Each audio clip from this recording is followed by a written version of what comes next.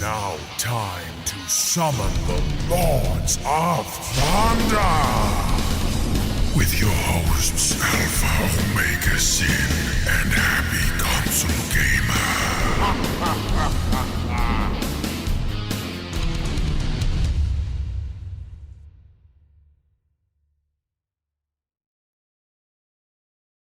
So, welcome back to the Lords of Thunder podcast. I'm one of your hosts, Johnny Millennium, and I'm joined with Alpha Omega Sin.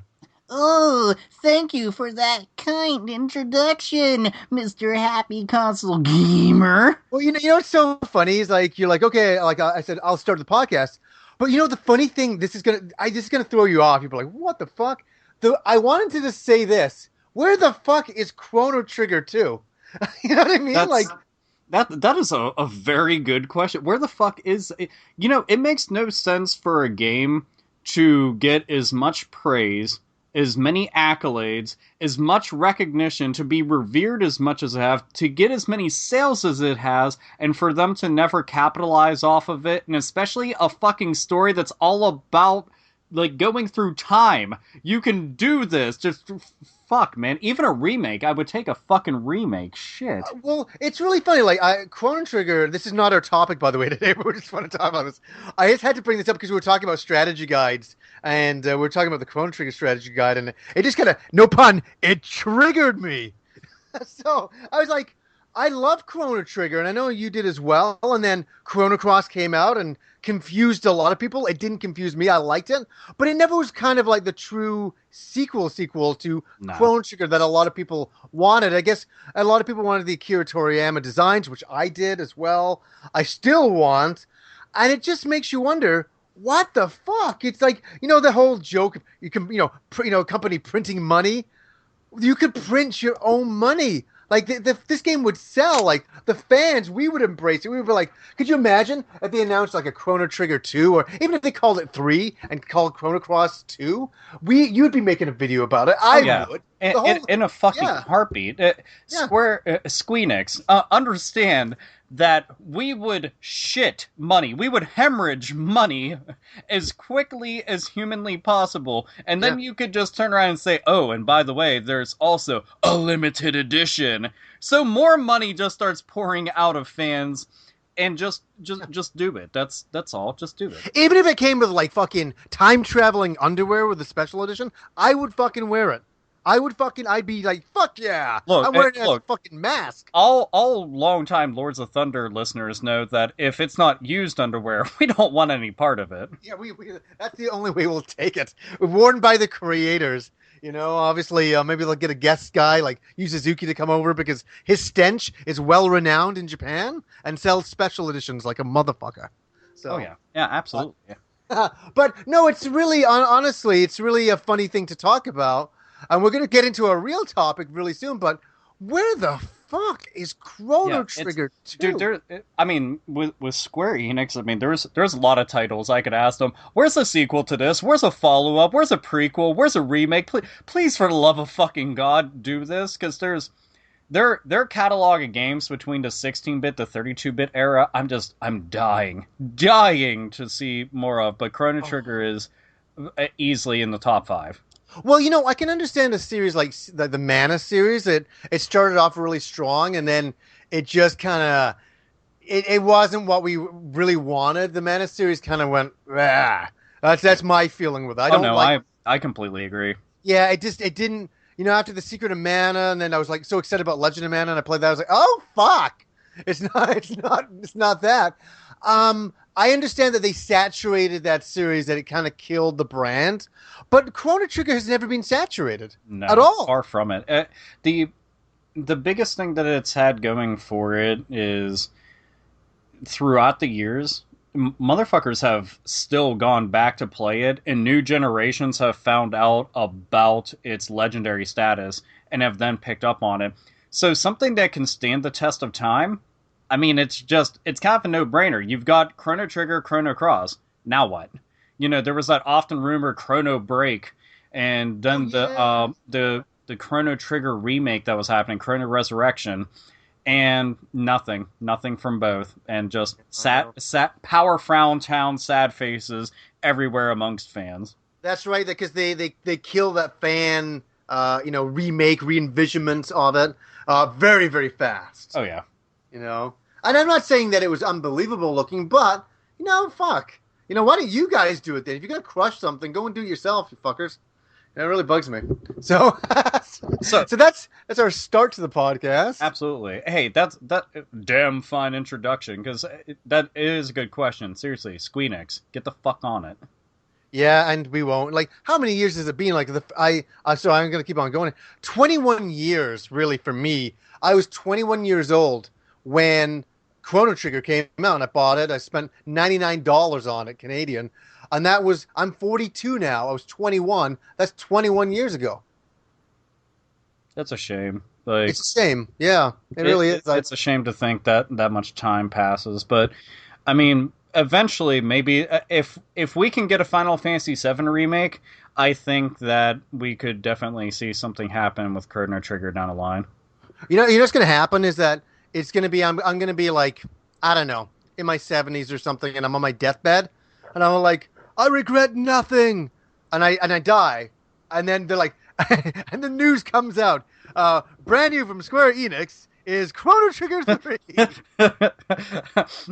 While they're going and emptying your dead pan and then tossing you into a body bag, you just happen to pop back to life and be like, never! As I'm going to hell, I'm getting dragged down, and I see the announcement, and I'm like, no! And that's the true hell that I enter at that point. Shit. I don't know. I think they've just said, forget it. I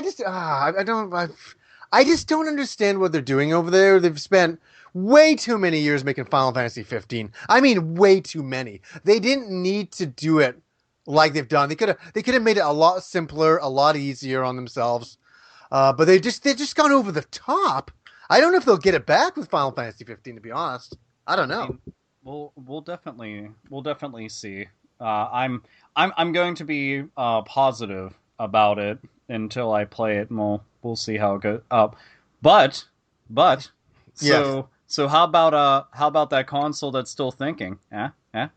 It's still thinking. Yeah, absolutely.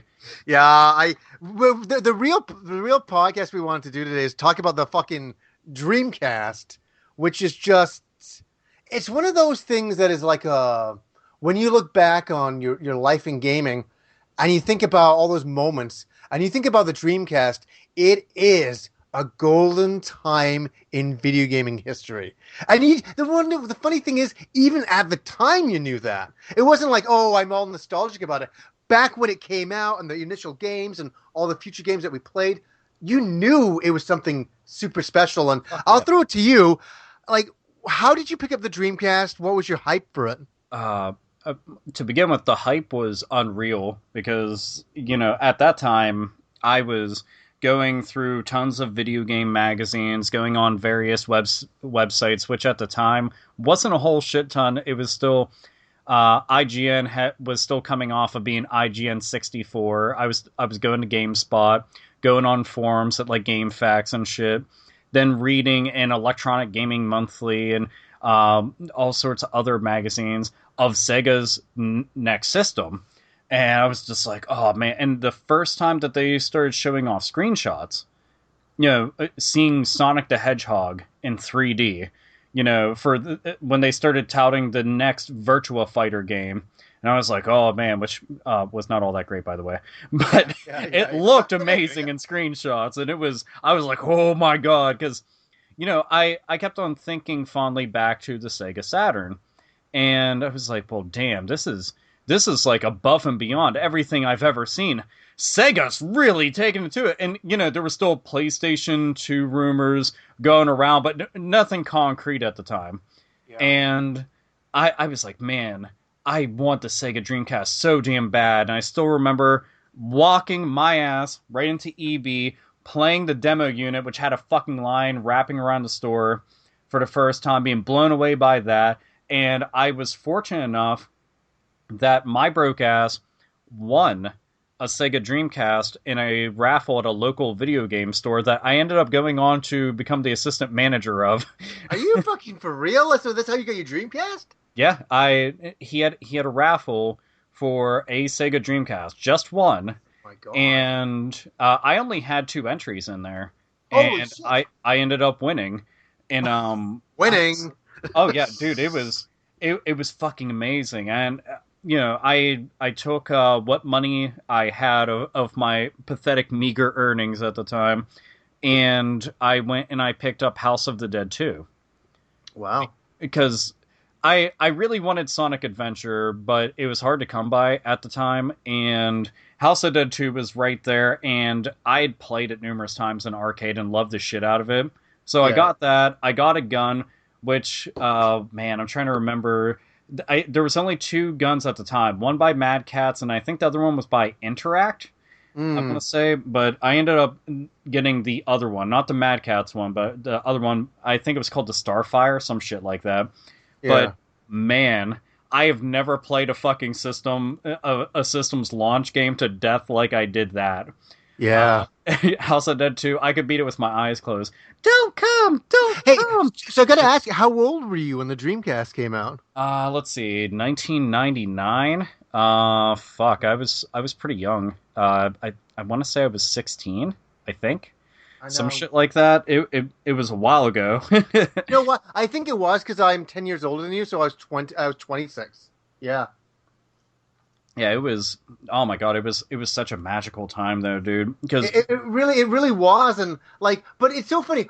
It was. Do you know what it was? What created the magic? The software was so good. oh yeah, that's one of those systems that you can go through the library and it's hard to come across really terrible games.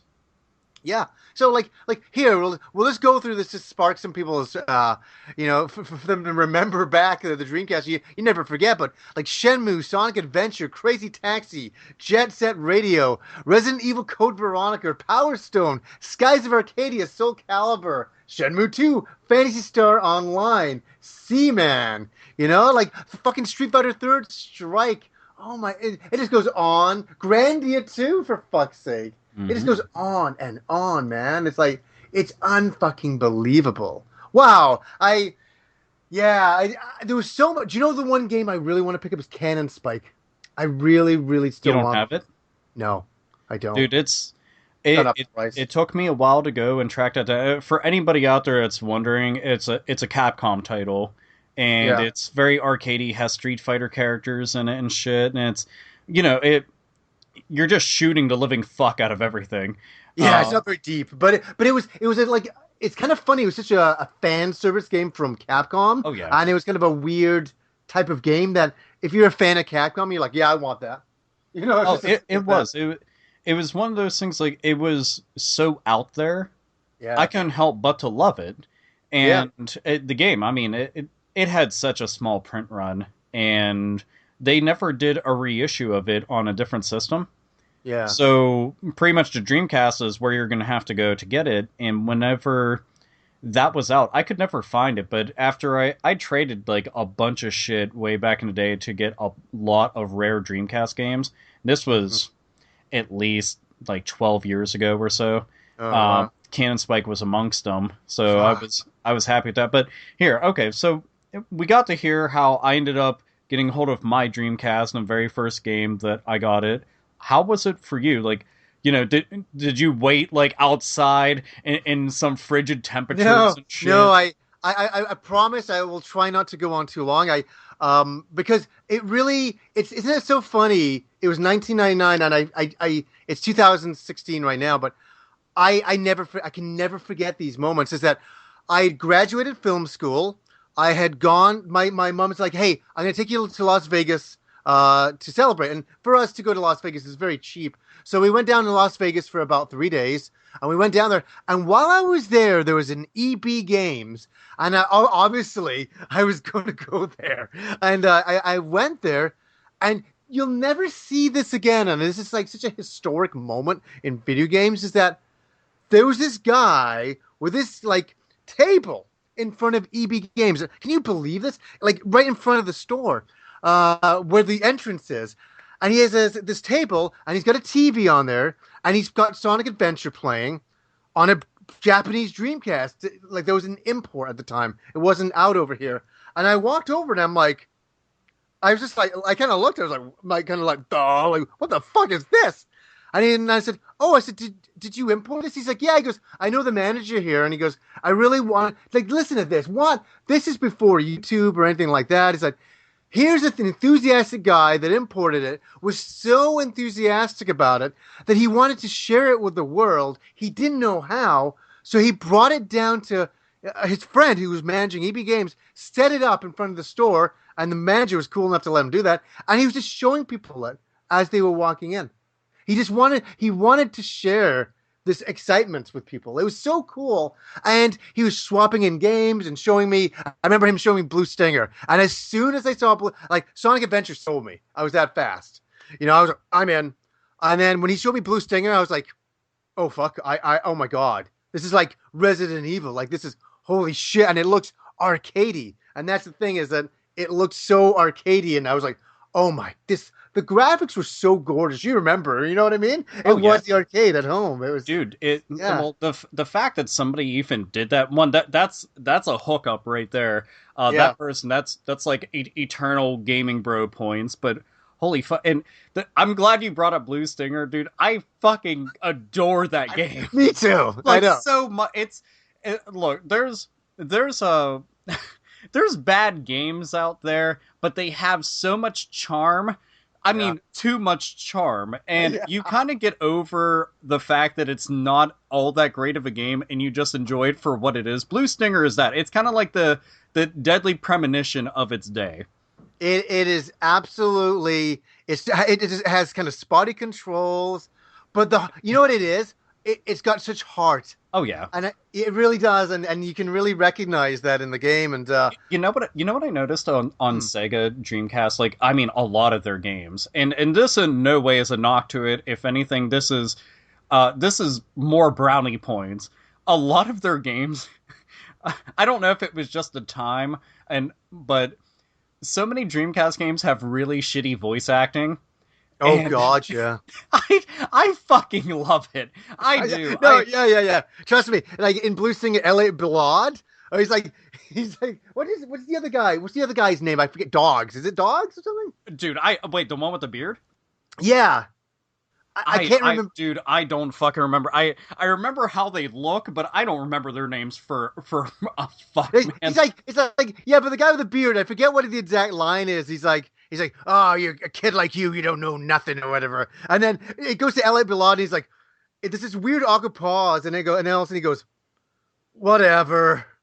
And it's just so stupid. It's like, dude, so dumb. And it's even better because we were still kind of like in the infancy of like 3D graphics. Like they were still figuring shit out. So there was lots of awkward moments and cutscenes, and like the movements that they'd have were very inhuman looking, but fucking hilarious to watch. Oh my God. We could have just done an entire episode on Blue Stinger because it's just so wonderful. It deserves so much more attention than it gets, and it makes me sad. It's one of those games that I, along with quite a few others, but I know that Sega's been pushing to get like a lot of games on PC and then get them ported to other consoles. For fuck's sake, get that thing going. Yeah. And I you know what? In my original, I did a video on Blue Stinger. It must have been 8 fucking years ago, in the very beginning of YouTube. And there I forget the name of it. There was going to be a sequel called Red something. I don't think Red Stinger or something. There was isn't that interesting, dude? I didn't know that. Like, did they ever like begin production of it? You know. Okay, so I did some research on it like 8 years ago because I remember I read it in a magazine or something, and then I was like, okay, if I'm doing the video, I want to see if I can find it, and I think it was Red Stinger. I'll have to double check on that again. It's been 8 years for me. I haven't gone back and watched my Blue Stinger video since then, but it was in planning phases. That's all I know. I think there was even not a screenshot, but some artwork. If I can remember right. It's very hazy for me. But what ended up happening, as you know too, is that the creator of Blue Stinger died. Well, fuck, man. Now that's a major bummer. And I'm sorry. What's the other game he made? Oh God, fucking going from my brain. He did that really fucking weird one on the Dreamcast. Come on, it's like a Halloween horror, circusy kind of. What is that? Are you talking about that the on-rail shooter? No, it's like shit me. What the fuck is it? One of my friends a couple of years ago made a live action version of it. Oh, for fuck's sake! What the hell is it? I forget. It's But anyways, the reality is the guy who directed Blue Stinger. If anybody wants to look it up, he directed that one. Is it Carrier? No, I know Carrier too because that's like a Resident Evil on the ship thing. No. Yeah. See, I was saying, I'm trying to think, like, because I know most of the horror games on there. There's, we got D2, Death Crimson, OX. Illbleed. Oh, holy shit! He really? I believe so. I want to double check on that. Like these stuff's all coming from my memory, but I believe he directed Illbleed. And if I'm wrong, people can slay me out there. That's fine. I'm just doing this from memory. That's actually like one of the few games on Dreamcast I don't own and still need to go and track the fuck out. Well, it's funny, as I say, Kyle from Mega Steak Man, who's done some of my Halloween specials, he did a live-action version of Illbleed. Well, shit, now I need to go and check. At least I have things to do after we're done recording. I'm like, I'm going to go check this out. Yeah, he did. Dude, that sounds fucking amazing. It was really wildly done, actually. It was really, really fun. Really fun. Rob was in it.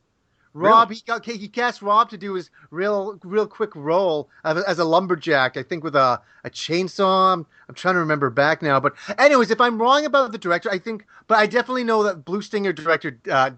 He had a heart attack, I believe. Sucks. That it does. You know what? It really does suck because I think he was ahead of the game, and I think he did the best he could with the money he had and the development team he had. Could you imagine a Blue Stinger 2? Oh my god. Oh, I'd be all over that. And everybody could be like, well, what the fuck is that? I'm like, you haven't lived yet, young Padawan.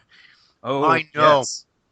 No, that well now here this is completely like different direction, but it's something that I thought would be interesting to ask you because I hear lots of debate about it. How do you feel about the Dreamcast controller? It wasn't good for fighting games. It's just something I put up with for fighting games. I liked the controller overall. I played Phantasy Star Online for 400 hours with it, so I couldn't have disliked it that much, or I would have gotten another controller. I liked the VMU. I liked the idea of the VMU. But I'm not a hater on it. It's not like my favorite controller of all time. But what did you think of it?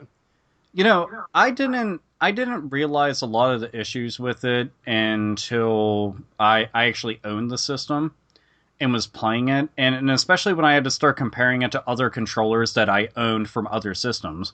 And like the single analog stick on it bothered the shit out of me. Yeah. I thought that was one of the stupidest fucking things about it, and that was always my biggest gripe. The D-pad... I didn't have as many 2D fighters back then, so the D-pad wasn't as much of an issue at that point. And there's always the option of switching over to an arcade stick, and there's fucking tons of arcade sticks for Dreamcast. Oh, yeah. Plus, there's, I didn't know about it until years after the Dreamcast came and went, but there's also that little attachment that lets you hook up Sega Saturn controllers to it. Yes. So that would have been ideal, because the Saturn controller is easily one of the best goddamn controllers out. Yeah, with the 6 buttons, it was beautiful. Oh yeah, it's fucking absolutely hooked up. But the VMU, man, I love that idea. I had multiple VMU memory cards. I had a pocket. Well, I still have my Pocket Station. Just the idea of being able to expand upon your game a little bit more. Through hardware, I enjoyed that idea so much. You know, I grew up having the original Game Boy, having something in my pocket. This seemed like the next evolution to me, and the only close thing that I can even say compares to it is like the Wii U tablet controller. Yeah, as a kind of a novelty, something. But the funny thing is, it wasn't just like a cheap novelty. To be honest with you, I was 26, and I fucking loved the idea of, like for Sonic Adventure, raising those little creatures, and you could do it on a little, your memory card. Yeah, and you take the memory card and you can just level things up, and I love the idea. I thought it was, I don't know, it sounds so cheesy to say. It just seemed like fun. It didn't, you know what I mean? It was just fun. Dude, I just thought it as had fun a stuff. little D-pad and 2 buttons on it. Do you know how Yeah. fucking cool that is? Yeah, it was really cool. And people can like will look back now and say, "Ah, the screen's not good" and all that. At the time, though, this was unbelievable. It was Oh really yeah. this was next generation hardware. You This was figure cool. if they went and they put something out right now that you could attach to the top of your controller or some shit, which they have plenty of things. They have microphones you can attach to them. They have keyboards that attach to controllers. Yeah. So it's not a far-fetched concept to imagine that they make like a new VMU style item that attaches to it, and tons of games have access to it, and you can take that on the go with you, which maybe that could be the NX. But You know, it's funny. It's funny for the VMU too. I think I have about 9 VMUs, all different colors, all the variations of the colors. I was all for Fantasy Star Online because you could only store one character on one VMU. is it because it took up so much space, or is it I because think that it was was just for like copy, a rule? for copy protection. There was Uh-uh. something if I remember back now. But I remember, and I still have them all in the other room. I still hope their fucking data's still there because I got to do a video on Fantasy Star Online very soon. It's that that each VMU has a different character on it for Fantasy Star. That's why I have so many. Did see I love the fact that you were so heavy into Fantasy Star Online. Like I had a couple friends that were big into it, Yeah. but I never got around to getting into it. But I loved the idea that there was. I mean, granted, there was ones before it, but we had a console now that was pushing online heavy, and Oh yeah. could even do broadband. And that was, again, Sega just was pushing for shit that most people weren't thinking about. They had, you could go online with the Sega Saturn. You could go on, there was a Sega channel for the Sega Genesis / Mega Drive. And then Dreamcast came right out front and was just saying, we've got a modem built the fuck in. You're able to go and do this. And now we have a massively multiplayer online role-playing game. And Yeah. it's of our epic Fantasy Star series. But I will admit, part of me was jaded because I wanted Fantasy Star 5 instead. That's it. It's funny. I've nobody knows this. I've never talked about it, but I've actually sat down in the show's history and I recorded 2 Fantasy Star Online episodes, and I just never could get it right. The last one I did was about 6 months ago, and I could put it up now and it'd be okay. But I'm like, no. I can do it better, and because I love it so much, I want to do it really, really well. So I'll share my stories for that one because it's just I guess that's an entire thing I into was gonna itself. say, dude, but this is a good way to get people like, brace your assholes, all hands on deck. Happy console gamer will have a Fantasy Star Online dedicated episode. It's because I absolutely love I love the game so much that I want to do it justice. It's but here's something that not a lot of people talk about too is that it had a microphone. Yeah. And you know what I mean? You could plug in the microphone and it had online. So could you imagine for me, I was such an online noob in 1999. I didn't have a computer at that point. Can you believe it? I had a computer at work, but I didn't have a personal home computer. So the Dreamcast was like, I'd be at work and I'd be reading about the Dreamcast stuff, coming home and then clicking in my 56K modem. I'm playing, I don't know if you remember the game. I probably have a lot more experience with it maybe than yourself, is Alien Front Online, which was just a stupid tank game. And you just drove around in a tank and it was online and it was like, oh my God, I'm fighting against other people. It seemed like a really big deal. And I created a character called Arnold. This is the stupidest thing ever. And I just drive around in my tank because the microphone wasn't like microphones now. You could just like send one message and I just go, it's not a tumor. And people would be laughing. Everybody loved it. It was so dumb. I know, so innocent in a way. It was like the very beginnings of online gaming the way it's become now, which is more like, fuck you piece of shit. Fuck you asshole. Oh yeah, that's dude. I had gotten to pick up Call of Duty and play it for the first time in years, and it would just squeakers online everywhere telling me, that they fucked my mother and just making excuses for why the fuck they're getting shot in the face over and over again. Hey, But it was I gotta ask you because I know what your screen name is. Were you recognized while you were playing Call of Duty, and what were the reactions to that? dude, I have everything auto muted, so I have no clue. Nice. If anybody did, I'm still rusty at the game. I'm either my KD's either completely even, or I'm just above it by enough. And it also depends on what mode I'm in. Whenever I'm playing, but I was starting to get some of the mojo back because I was a fucking monster for a while, but I just stopped giving a shit because it was just like the same old, same old. But Of course, right? Yeah. But now with the Dreamcast, we've got Shenmue 3 coming out, so we get to see one legacy live on with that started on the Dreamcast.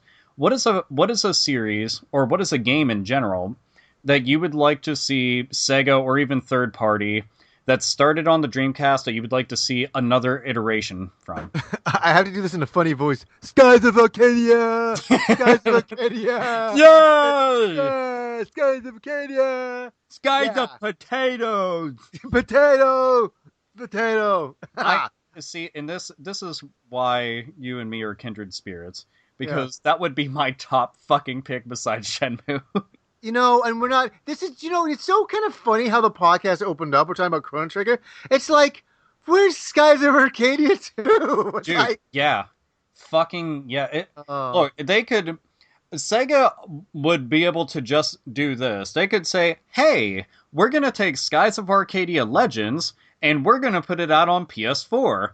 I will buy it. And guess what? I have Skies of Arcadia on Dreamcast. Bought it when it came out. I have Skies of Arcadia Legends on GameCube. Bought it when it came out. I will do it again. Oh yeah, absolutely. And you know what? I'll make a dedicated video. I'll pimp the shit out of that because it's wonderful. I will work that corner for Skies of Arcadia. It'll be like, Alpha, give me your money. I'm like, oh, absolutely. You treat me the best.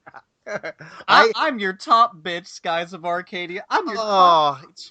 You know, it's so funny. Like, I don't want to sound like funny here, but God, the Dreamcast hits me in a certain spot that, like, it wasn't that I was innocent. It was only like, oh, my childhood. I was 26 years old, and the Dreamcast was fucking the bomb. I mean, like, what was it like? What was it like for you the first time you played Resident Evil Code Veronica? Because for me, yeah, I know. I'm gonna let you go. I'm just gonna say, you'll like my story. I'll be real quick. I bought the game. I brought it home, and I was living in this really little apartment at the time. I didn't have a lot of money, but I used my money to get my fucking Dreamcast game every month, and I put in that game. It was dark out at night. It's one of those things. Isn't it weird how it was just so?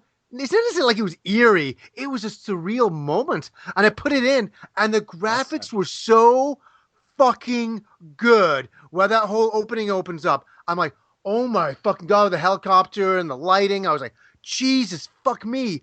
And then the game begins, and it was just a wonderful, I was like, this is like next generation. I really had that kind of feeling. So please take it away. Dude, it was... Okay, so looking forward to that game was... I played every Resident Evil that they released up to that point, many of which I played multiple times.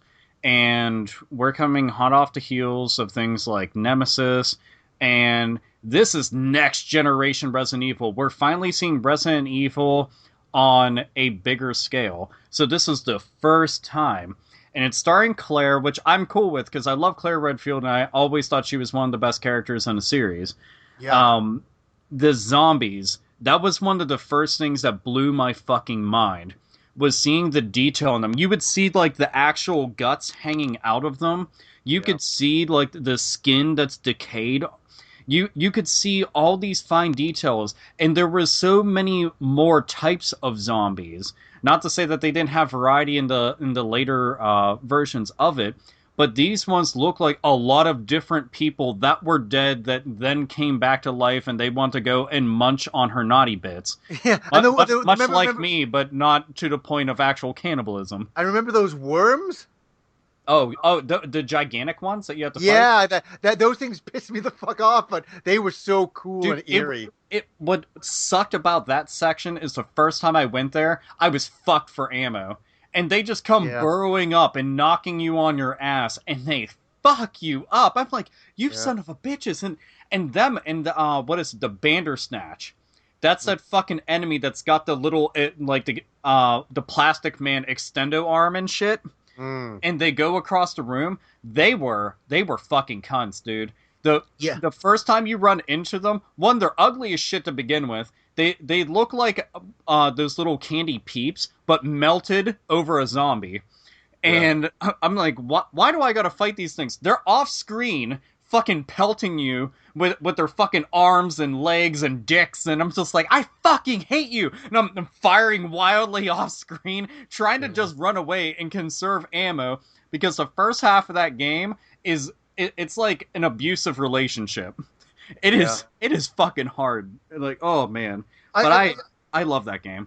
So here's a question I have for you, because you're a lot more knowledgeable about Resident Evil than myself. I'm a big fan myself, but what is the best version that I can get, and I think I probably have it, of Code Veronica on, say, the PlayStation 3? Is it the anthology? Is it on there? When you get it, I always tell everybody to get the HD version, which, like you said, is on PlayStation 3. I think they even have it on PC as well, but always get that. That's the Code Veronica X version as well. Yeah. The Dreamcast version, bar none, always going to be worth playing, but if you're going to sit down and have to pick a version, then always get the HD version on whatever platform that you can, because Code Veronica X added in a lot more shit with Wesker. Yeah. And more story is always better. And the fact that Wesker was even alive was a mindfuck right there. Because everybody was like, oh, he's dead. Nope. Sure as shit. Of course he not. comes back, and, he's got a score to settle with Chris. And one of the cool things about it was, I love the fact that you didn't even know that Chris was really an integral part of the game, because they were just boasting about Claire Redfield. Then all of a sudden, now you got sections with Chris, and it was such a fucking good game. And and it was up to like number 4 that I was still with the series, and then after that the story got so convoluted and it kept bringing people back, and it kind of lost that innocent magic of some of the twists and turns in the early series were big deals. Now it's like, oh, okay, he's back. You know what I mean? Like, it's not as I don't know. I'm not as excited with Resident Evil as I used to be. Now, okay, so with Resident Evil being like one of the better exclusives that it had, and a lot of things, they eventually just got ported over to PlayStation 2 because the Dreamcast, it came and went. It left a fucking amazing imprint. But another exclusive that it had for a while, and I mean, I've got every version that they've released of this to date, and that is Grandia 2. Yeah. And I mean, I am a huge fan of the first 2 Grandia games. The third one, not so much. Same with Grandia Extreme. They just... it's different. I don't know. They don't have the same kind of charm as all the characters and cast of the first 2 games. But Grandia 2, I had such a crush on Millennia. It's fucking ridiculous. I've always referred to her as the Ryoko of the Grandia franchise.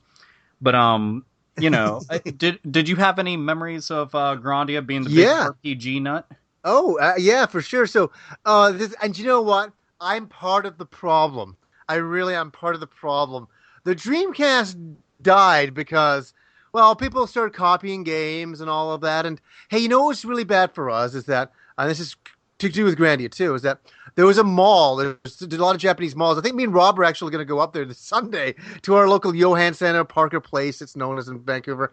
Back then, they used to have entire stores devoted to copied games. So you'd walk in, and there'd be a list. You get the Dreamcast list, and there'd be all the Japanese imports. So for $5 each, you could get a brand new Japanese import. Can you believe that? So I was like, Grandia 2 wasn't in this country yet, and me and Rob would go down there. I got Dragon Quest 7, because obviously that wasn't, I wanted to just play it. And I got all these games that, and what's funny, you'll love this. One day I'll put a video up of it. I have video of us playing those games when we came home from that trip that day. And Rob's sitting on the couch, and we sat and played Grandia Grandia 2 in Japanese. And it was like, wow, we got Grandia 2, and it's so funny. Me and Rob are so hungover in the video, How but it's like, how yeah. could you do this, Johnny? How could you do this to game arts? You're supposed to love them with Well, hey, money. so yeah. Well, the game first of all wasn't over here, so for me it was like, well, what the fuck, I want to play the game, and you know what? When Grandia 2 came out, who the fuck bought it? I still I had two, I got two fucking copies of Grandia 2, the original. So I always bought and supported the original releases in this country. Like, so when Seaman came out, I would buy it, and Sonic Adventure 2. I even bought Sonic Adventure 2 for fuck's sake. And secretly I like it. You know, secretly, don't tell anyone. But so sorry. That's the shit. I was so into shit that I wanted to play it before he even came out here. But Yeah. I love the idea of stuff like that because that's not some shit that you ever hear about. Like where the fuck are you going to find a store that's making bootleg copies of games and then all you have to do is just go home and play it? Like Well, no soft modding, no hard modding, just go yeah. home, pop that shit in, you're done. Go ahead. So let me tell you, the whole deal with that is that we have a very big Chinese population in Vancouver here, and in this place called Richmond is where a lot of the Asian population lives, and so the piracy comes there, and it's like I'm telling you, you wouldn't believe what it used to be like. You'd walk in, and there'd just be like all these discs, all in these kind of like binders, and then you'd get a book. Could you imagine? You get the Dreamcast book, and you'd be flipping through all the covers, and I'd be like, and you'd have to write all the numbers down. So it'd be like, so if you wanted, like, I don't know, Grandia 2, it'd be like be 56. So you'd write 56 down. It'd say D56, and then you'd go up and you'd have like 20 numbers, and you're like, can I have these games? Oh, that'll be $20. Thank you. Dude, see, that would be such a cool thing to have like Experience? around like yeah, I would love to have checked shit out like that. Like the closest thing that I can even think of is I knew people that would they would go and hard mod PlayStation 1s. I remember that. Yeah. Hey, mine was modded. And hey, so here's another thing about that time is like they'd advertise in the newspaper, mod your PS1, and when you go there and you spend, I think it was like $30, and you get it modded, and then this guy was like a pimp. You keep on going, you keep going back to him, and he keep on giving you fucking games. So you'd be like, yeah, hey, so yeah, I got my system modded. He's like, hey guys, I got some new games. You want the new Ridge Racer 4? We're like, yeah, fuck yeah, I do. Oh yeah, with that like and especially Ridge Racer 4 is fucking awesome. It is fucking excellent. I love that game. I know. So so here's the thing. I got to experience a lot of games that I normally wouldn't back then by getting copies. And I tell you, any game that I enjoyed, I went and bought an original copy of Ridge Racer afterwards and Ace Combat 3, Electrosphere. I went and did all of that because they were fucking epic. So that's what like Vancouver was like, and that's what killed the Dreamcast. Oh like man, the it's sad. Dreamcast was unfortunately going to be dead from just Sega's financial woes I prior. know. They were fucked before they even got that thing out, and the Dreamcast killed it in sales. I mean, Oh, of fucking course. killed it. Despite all the competition, despite naysayers, when you roll out the gates with a game that looks like Soul Calibur, and you're like, hey, we're next generation, every single person is going to drop what the fuck they're doing and play that shit Oh because, yeah. I mean, the jump from, top tier shit in terms of like 3D fighters on PS1 was like Tekken 3, Soul Blade, Bloody Roar 2, shit like that. Yeah. And then you see Soul Calibur, and it just fucking like abused them. It treated them like a bitch. I'm like, dude, that's fuck. Wow, that's amazing. And it's as soon as you heard it back in the day, you could never not say Soul Calibur. Yeah. Dude, and oh my god, I remember being weirded out though, because I was like, why isn't it called Soul Blade? And that just it bothered me so much. But now I'm like, well, I can't believe the first Soul Blade wasn't called Soul Calibur. Yeah, I just took it inside of me. Hey, you'll like this. I used to have a friend of mine, Aaron. We called him Satan. That was his nickname back then.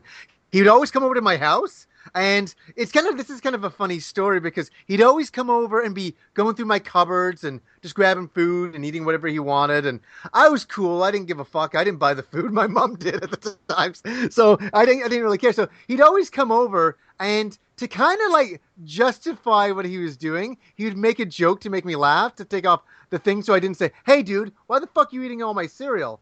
So he'd be like eating my cereal, and he'd just go, "This cereal strengthens the soul of Aaron Connell." and I'd laugh, and I was like, "That's such a good joke. You can have as much cereal as you want." Now I want to see the Soul Calibur announcer like go and tackle something like fucking Fruit Loops or some shit. Follow your nose wherever your soul goes. Like that would be fuck. fucking. That would be, dare I say, legendary. Oh, and you know, here's another thing for people who want to know inputs and things like that. I got a job at a software company, and I started to make money for a change. I was like, holy shit! And I bought my dream TV, which was a Sony Vega, whatever you want to pronounce it. But it had something on it that was revolutionary. It had component video cables and S video, and so the funny thing is. I remember Rob had this cable and it had an S video on it for the Dreamcast. And I said, I had Satan over and Rob, and we're like, well, let's just try it with the S cable. Oh my fucking, I'm not kidding you. I mean, I stood up and I was like, oh my fucking God. I'm like, look at this shit. It was like, it become like a computer monitor in 1999. It was like, actually, this is about 1999, 2000. We're like, this is, we were shocked. We were like blown away. I mean, you'd never seen, it looked like high definition on your TV. Which it wasn't. I mean, especially for the time, because you figure, back then, we didn't notice how blurry and shitty our images were. No. And companies even like when they were making a lot of products, they didn't make them in like super insane high def because they knew that nobody could produce a better image for clarity. So it just looked like shit. But the Dreamcast, you know, that's one of the earlier systems that you could get like primo fucking image quality out of. Beautiful and that's stuff. And oh my God, it still looks good even today. And what's strange about it is because the PlayStation 2 is all over the place with games that output in certain resolutions, and the Dreamcast across the board will be able to output in a certain way. It's odd, but if you have the right settings, the right equipment and shit, your Dreamcast games can look better. They can look pretty good, yeah. It's fucked up. I mean, I don't even know how the fuck I've gone this long without mentioning it. Dear God, the fighting game scene for Dreamcast was epic. Well, epic.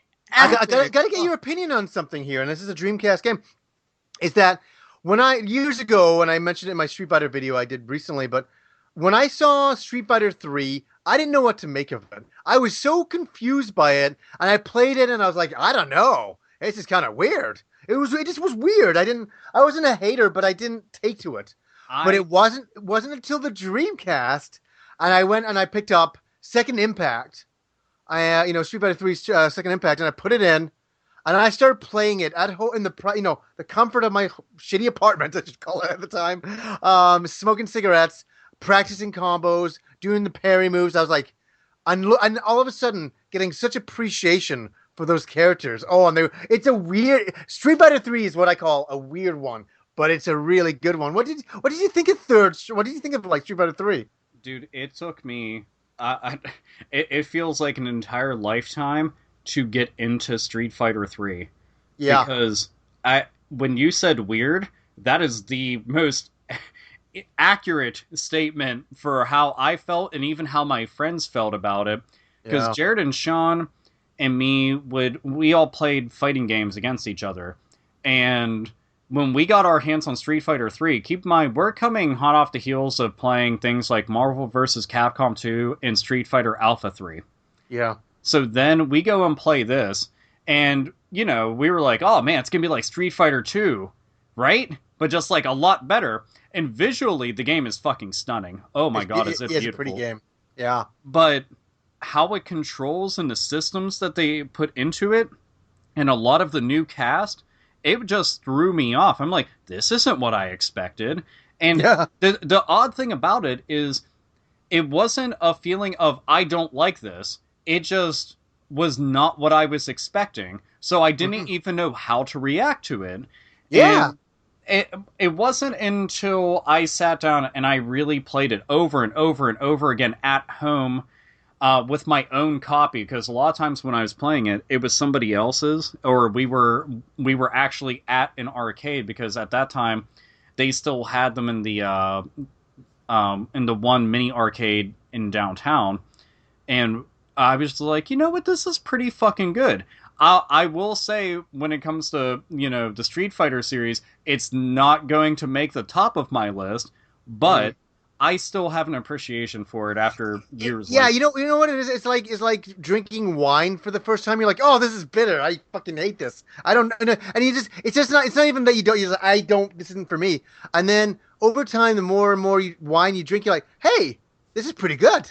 Yeah. In fact, I like this. In fact, I'm getting high off it now. It's a really weird game. I love the music. I love the cast of characters now. In fact, it's so funny because I had to capture a whole bunch of Street Fighter Third Strike footage, and I was like, God, this game is good. And it's like a fine wine. It's gotten better and better over the years, I think. And you know what? It's interesting to bring up that there are a lot of games out there that you have to actually put in the time with them to appreciate them and to get used to them, because sometimes, like, the first impression that you get isn't going to be the best, but once you start digging, once you get underneath the layers, you're like, oh, this is pretty fucking bitchin'. All right, yeah. Not bad. Hey, so if you could, like, this is of course, this is a really hard one to say. If you could pick one Dreamcast game that's your favorite, I know this is hard. I think maybe we could possibly pick one. What is the one Dreamcast game that you love? Like you said, this is the best game in the system for me, for you personally.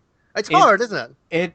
It is difficult, because, like, I start thinking about games that define the system for me. Yeah, I know. And then I think about, well, let's look at it in terms of quality. Which one, if I have to just disassociate the Dreamcast name from it and then just pick a game. I mean, it will sound generic. I mean, Shenmue is very, very high on the list, and it's probably the game I would hands down pick no matter what. But I do think about other things, like, I really like Jet Grind Radio a bunch. Oh god, yeah. I really like the first Sonic Adventure. I really like Soul Calibur. Power Stone, Yeah. what I mean? Exactly. And my first game, House of the Dead 2.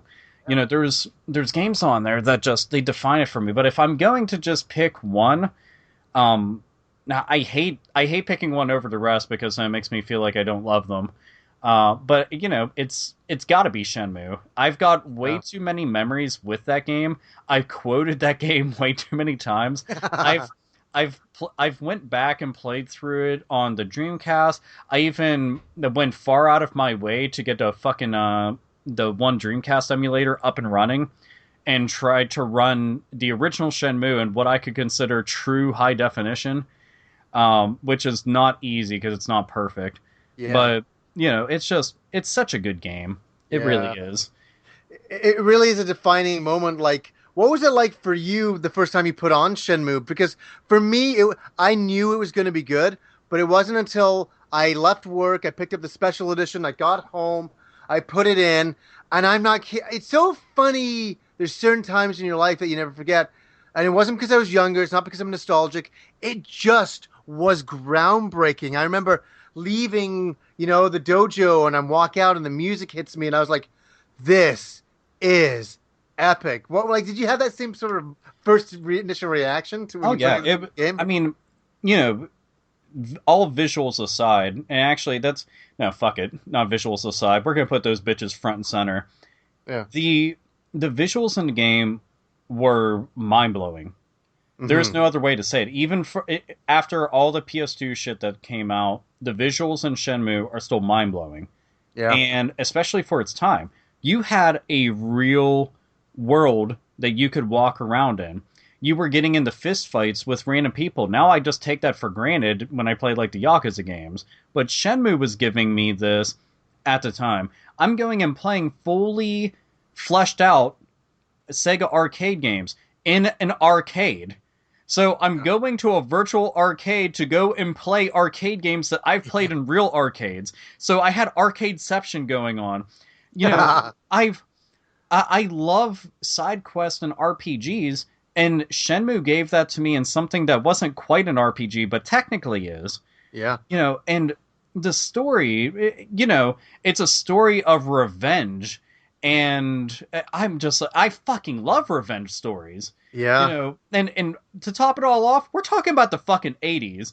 Dude, if you could put all games back into the 80s as far as their timeline goes, and I'll be like, yep, that shit's amazing. You know, all I have to do is say, look at Grand Theft Auto Vice City. Bam, there you go. Fuck well, it. This is like it is the epitome of why I loved Sega. It was just they could do no wrong. Like, I mean, everything they did was like they were so ahead of the curve. Yeah, putting it in was it 86? All putting it in the 80s and just the world, like the setting of Japan, and just walking around talking to people and interacting, and yes, going to the virtual arcade. I mean, playing like Sega games. They're so fucking cool. I mean, God. There's something that I know that we're not going to mention pretty much almost ever, but with the Dreamcast, I think that it's worth bringing up. And it was one of the few times that I ever gave a shit, which is saying something. Sega nailed their sports games like totally. a motherfucker. Virtual tennis was I'm okay. I'm not somebody who's ever I've played tennis in my life. I'm not aspiring to do it, but my God, when Sega did it, it was just fun. Mm-hmm. Yeah, dude, it was the first time that I had seen NFL 2K. I'd seen screenshots for it in various magazines, and you could see all these details that you've never seen before on players. And finally, we had something that could contend with fucking Madden. You know, that was uncommon. That was like, to me, EA basically ran the NFL and ran sports and shit. But Sega was one of the true companies that could give them a run for their money, and this was going to do it. You know, the NBA 2K series, that was another one. Yeah. Like, all their 2K games were just so fucking good. And I stopped giving a shit about sports games when I was very young. And the Dreamcast made me want to play some of them, and I didn't give a fuck about any of these athletes or anything. I just want to play it because the way that they made it control, it was just fun. That's what I'm saying. They were just fun. It was inviting. It was like, yeah, I can play this, and I'm going to have a good time doing it. Oh, I am having a good time doing it. Oh, yeah. Dude, it was just, it was fucking phenomenal. And then I remember people bitching about this, and I never understood why, and I just was like, you're a fucking retard. Shut up. Your brain doesn't fucking function correctly. People were bitching that the system had too many ports from like PS1 and N64 on it. And I'm like, let's back. Yeah, they kept on saying, "Oh, it doesn't have enough of its own games. All it's got is ports. It's not." Oh, shut the fuck! That's retarded. Exactly. I was like, hold up. So you're getting better, cleaner, faster versions of pre-existing games simultaneously on this system, so it doesn't get left out of in the cold. And you're complaining that it's getting more games. You have more fucking options. Like, if somebody said, "Hey, Alpha, I want to go and play Rayman 2. Which version should I get?" You'd be a fucking fool if you didn't get the Dreamcast version. "Hey, Alpha, I want to go and play Resident Evil 2 and 3. Both of which were on PS1, and Resident Evil 2 was on N64. Which version should I get?" Get the Dreamcast version. They still look the best outside like PC versions and shit, but just when it comes to consoles, Street Fighter Alpha 3, Marvel vs. Capcom 2, Last Blade 2, that we shouldn't really count that too much because the Neo Geo CD could not fucking handle anything. But just point being that it had all these great ports, and its ports were way fucking better. You know, if you played Hydro Thunder, you already know the Dreamcast version's the one to get. If you play it on N64, you're like, oh my god, it's so muddy and blurry. I need Well, the of Dreamcast. course, yeah. But it was one of those things like it. I remember defending it tooth and nail. I'm like, no, fuck all of you. You're fools and stupid for saying that. Like, no, I don't even want to hear it. You know, No. if I want to play fucking like Soul Reaver, for example, which is a phenomenal game. You know, a whole Legacy of Kain franchise I love, but Soul Reaver on Dreamcast, no, that's the shit. That is fucking radical tits, as I say. God damn it. It's fucking, it's such an amazing system. It's like, I don't think, I've never met anybody who was from our era that didn't like the Dreamcast. Absolutely. And you know what? It also gave us something else that a lot of people wanted: 4-player support. Oh, yeah. And it was so easy. Yeah. How easy is that? We had Plug 'em 4 in. controller ports, and you know what? Whenever Nintendo came out with the N64 and had 4 controller ports, I was like, damn, this is how all systems should be. I want to have lots of people being able to do couch co-op with. And then Dreamcast came out, it had 4 controller ports. Then the PS2 came out with only 2. I remember being fucking pissed. I was like, what the fuck, Sony? Like, Nintendo did it, Sega did it, why can't you? Then they brought out the multi-tap, and I'm like, suck my motherfucking dick. Fuck Yeah, you. we don't do multi-taps. And yeah, like, but I tell you, I think the best controller port ever was the 3DO now. That's where it's at. One. Oh, yes, yeah, man. If there's ever a thing I love doing, and that's daisy chaining fucking controllers together like That an was asshole. insane. Fucking. Well, hold up. We could also take into account of the CDI, where we have to reach around to the back of the controller or system, which is the size of a goddamn fucking jet carrier. Like, oh god, what a nightmare! What a night! I knew it was a nightmare at the time. That's a story for another time. The CDI. You know what else is nice about the Dreamcast is people are still making games for it. Yeah, there's a lot of games out of Germany. There's a lot of shooters coming out too. It's wild. The fact that there's platformers and shooters, and then just recently, for all the people that invested in into the Kickstarter of it, Pure Solar HD got released on Dreamcast. Finally. Yeah. And the Primo Super Duper Edition. So it's kind of cool. And then there was the whole Bleemcast thing. Do you remember that? Oh yeah, I remember that. So you can play. Yeah. Bleemcast. The first time seeing that in EB, I picked up the Metal Gear Solid one, and I remember just being fucking floored. I went, holy shit! This is what Metal Gear Solid can look like. By the heavens! By the outer heavens! All that Metal Gear puns. I never had it. All I knew was what it could do. I never had one though. Dude, it was, oh my god, it was so fucking cool. I mean, it's so illegal now. You know, if somebody came along and said, well, I've got an attachment where you can play your 360 games on your PS3. Yeah. You know, people would jump on that shit immediately. And even worse if you could do it on, like, current-gen systems. But that would, oh my god, it would just fucking kill shit. And nowadays you can't do, like, back, isn't it so funny back then you can get away with stuff like that? Not now. Oh, yeah. There's a lot of shit that they were doing on systems. I'm like, I still remember that there was this one attachment for Nintendo 64, and it was massive, dude. It was like the size of a George Foreman grill and shit. What? Where you attached it to the top of the N64, and it had cartridge slots so that you could play like Famicom, NES, Sega Genesis games all on the N64. I didn't even know about that. And I remembered that I had seen it in the back of some magazines, and I forgot the name of the company. Joy Pop, is that it? Some shit like that. But it was one of the import shops, and they had that. And I'm like, that's fucking hilarious. The idea of just being able to play like your competitions games on your system. And they did that too with the ColecoVision had an attachment. You could go and play Atari games on it. Of course, and they were selling it. It wasn't even like third party or some shit trying to go and do some shady shit. No, the Coleco people just came forward. They were like, "Why buy an Atari when you could just have us?" Okay. Just pissing in the general direction of their competition. But that's freaking awesome, dude. It's pretty fucking cool though. But the Dreamcast, it's always going to live long in my heart as being not only one of the best Sega systems, but just one of the overall best consoles. It's just got way too many fucking good games on it. Way too many. And that's what it's all about. It's not just about a machine. The software lineup was incredible. Like every month, you're like, "Oh my god, this game's coming out." Marvel vs. Capcom is coming out. Seaman's coming out. Like, and Jesus.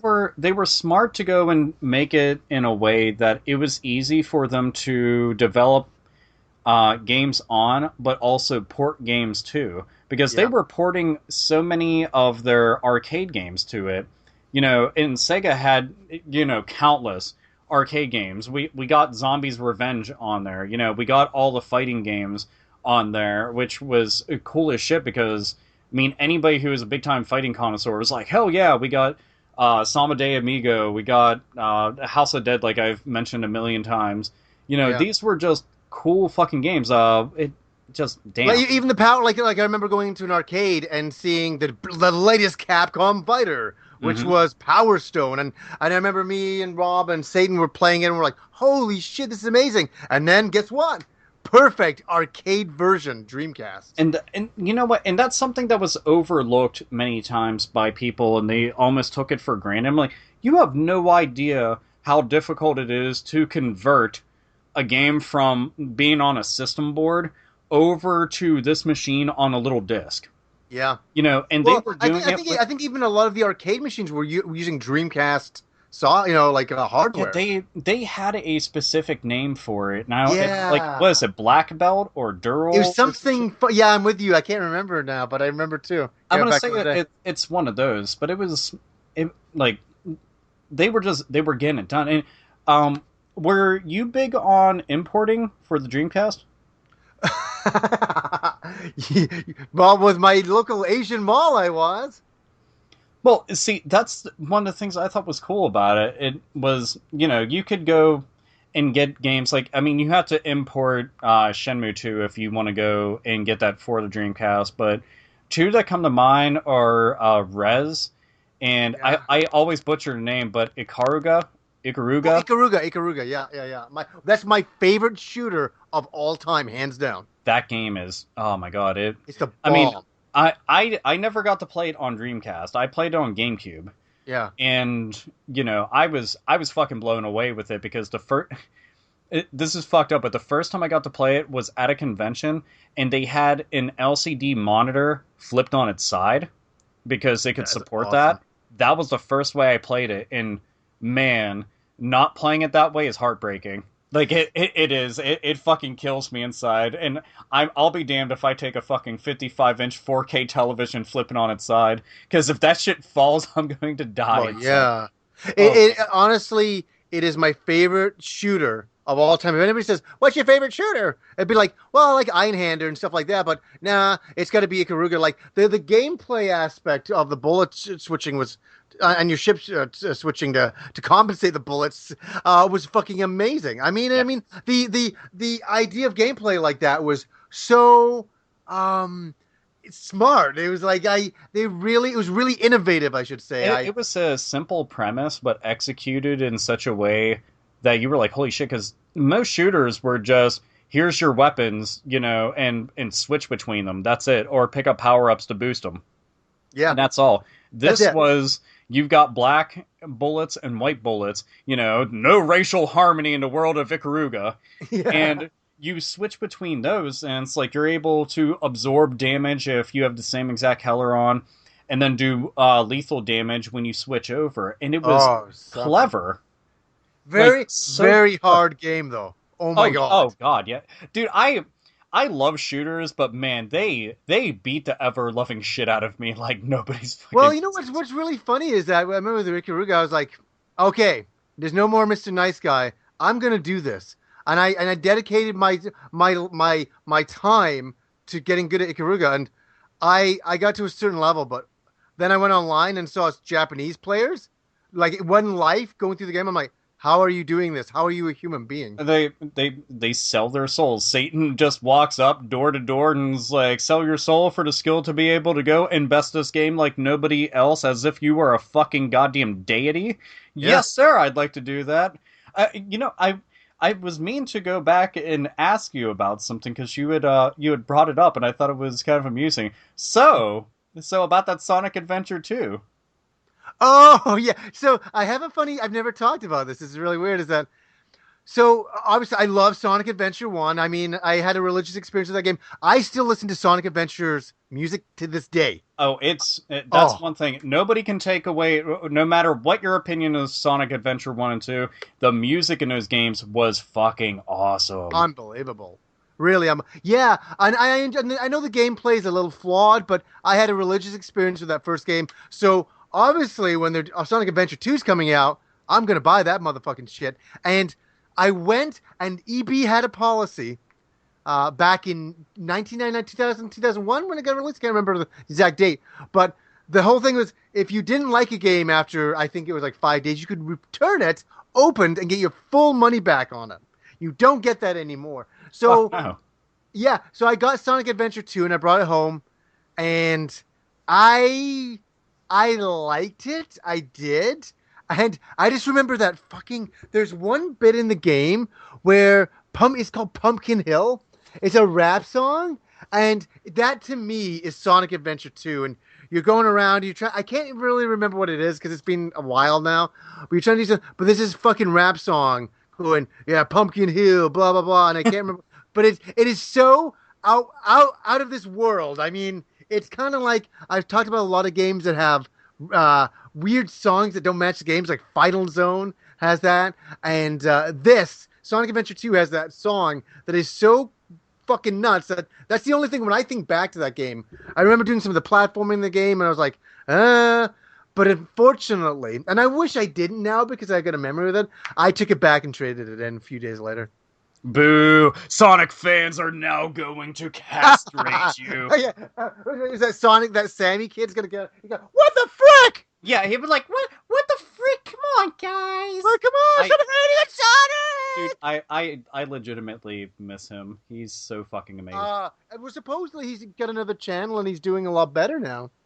I just want to see him as like an insane person because there's something innocent about a young kid who really doesn't know a lot about the world and is really just fucking. And hey, there's something else. There's other issues there. Like, so I feel I've never bashed on the kid. I feel bad for him, but he was outrageous online, and he get a hell of a following. Dude, I did nothing but have a good time watching those. I could sit back with like a glass of whiskey and be like, this is quite pleasing, and then have like a Ron Swanson fucking expression on my face the whole time. Let me get my cigar and brandy after that. Yeah, exactly. Oh, absolutely. Dude, it's just too fucking funny. But there's again, man, something that also doesn't get brought up with the Dreamcast a lot is it also had very excellent racing games.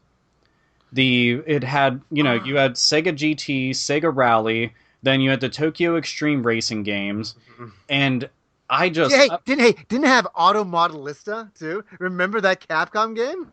Wait, did it have that? Did it have that?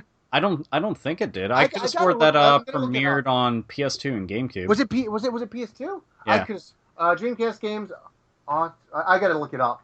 Oh yeah, might as well. Well, I did mention it before, but Hydro Thunder is definitely amongst those. But it was, I've always been a big fan of Sega racing games, and I blame that on another very, very good entry on the Dreamcast, and that's Daytona USA on the Dreamcast. Fuck, is that game good, man? You are correct, sir. For some reason I always thought Modelista was on Dreamcast. That's interesting. I know that it didn't. I was trying to think about it because I wasn't sure if they made like an import version of it. Because there's certain games like in the PAL regions they got quite a few exclusives over there, which I was always a bit envious of. And I only personally own one, and that's Headhunter, the first one. Which, if I'm not mistaken, I think they ended up doing like a director's cut of sorts and ported that to PS2. Yeah. But yeah, the racing games on Dreamcast I liked a lot. I mainly say that for Sega Rally, Daytona USA. That's my only thing with Sega Rally. That's what Rob brought back from Japan when I checked that out, and that was cool looking. But I wasn't really it wasn't until Yeah, I wasn't getting. I didn't play a lot of racing games on the Dreamcast. That's one thing I didn't do.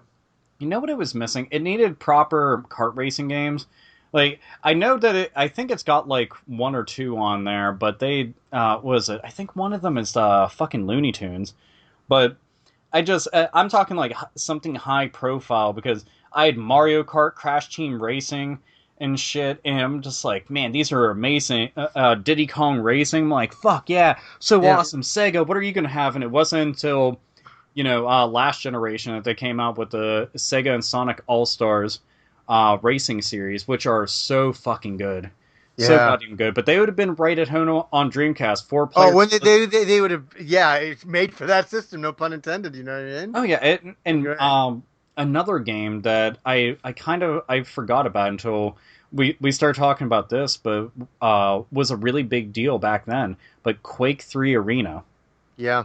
That was huge at the time because the Quake series, I mean, it's kind of it's fallen into obscurity for the most part, which is a shame. But the Quake games, their multiplayer was amazing. Quake 3 Arena was essentially what had started that. I mean, they had multiplayer on PC, but Quake 3 Arena on Dreamcast, that was my first taste of it because I didn't have a computer back then. I think I played the demo. Remember the good old demo discs back in the Oh day, yeah. and Oh, did I you think get I it played the through demo disc Dreamcast of that. magazine? Sorry? Did you get it through Dreamcast magazine? Oh yeah, I had every Dreamcast magazine. Dude, see, that was a magazine I never got into reading. Not because I didn't want to, I just didn't get to. Wow. Or less, I couldn't have lived without it. dude, oh man, now I want to go back and start reading some of them just so I can check it out because I'm sure that there's some articles in there about unreleased games, and that shit always makes me happy to read up on.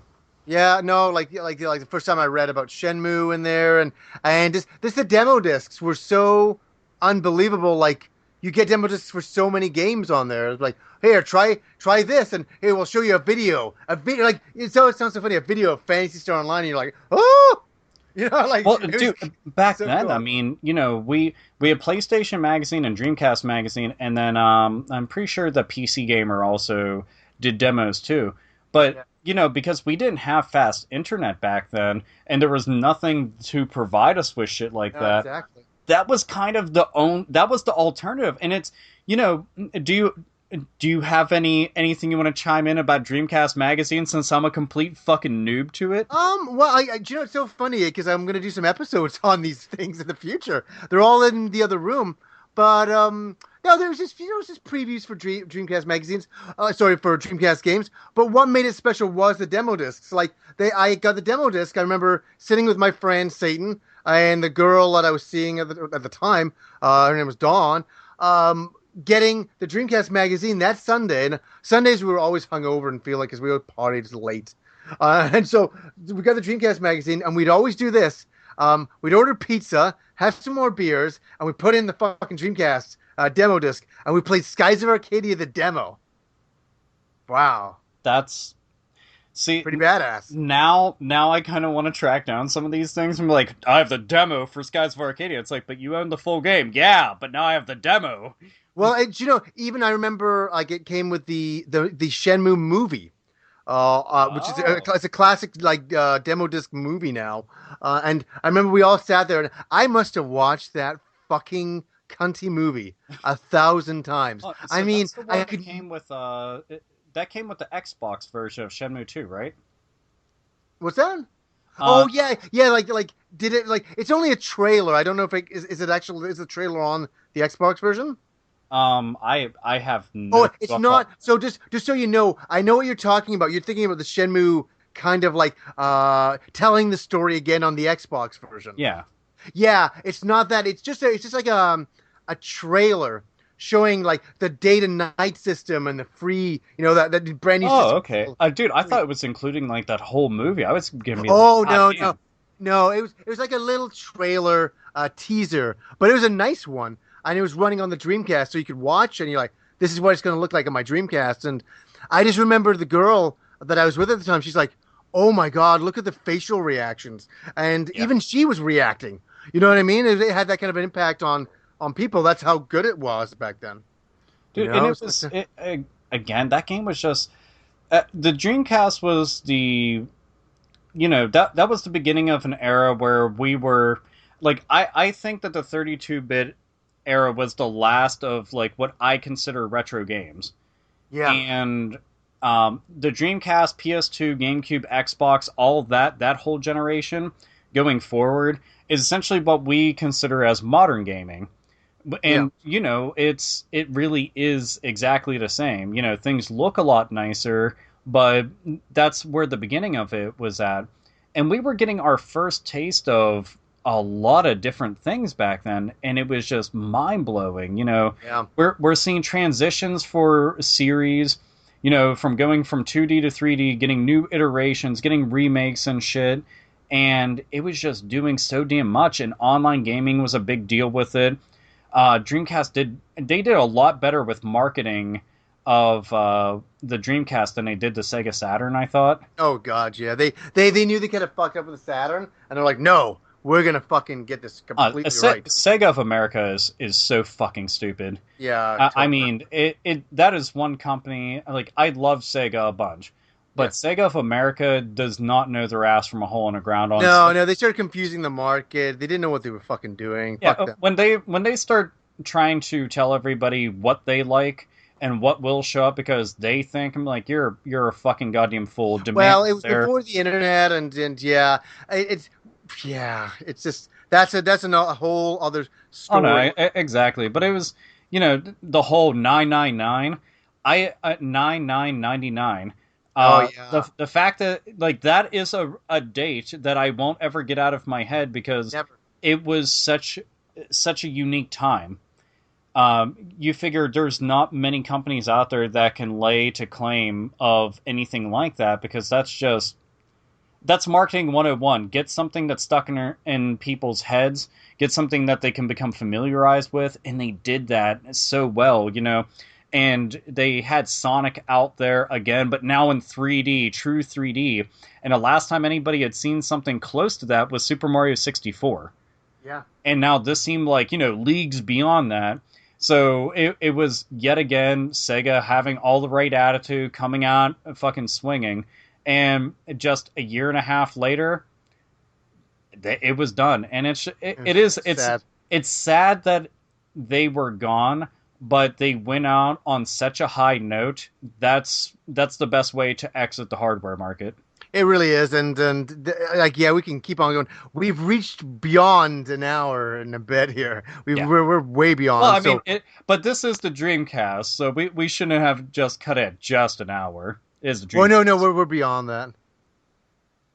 So, how would you like to close out this spectacular Dreamcast jerk-off episode? Well, yeah, that's exactly. We'll jerk off forever because, like, we love this machine so much. Like, we're talking about it so much because we loved it. And I'm sure that a lot of you guys did as well if you're listening to this. And you got to the end point where you're hearing us at this point.